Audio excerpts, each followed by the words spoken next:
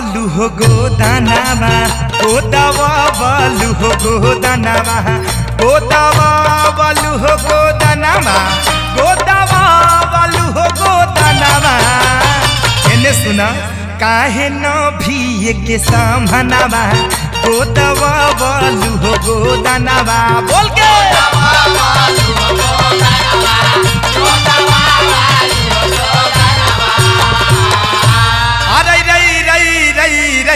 अरे और पीस का मैं मोहिकाल भैया एकदम मोहि के घी अलगा कर दो बाबा बाबा महिपाल भैया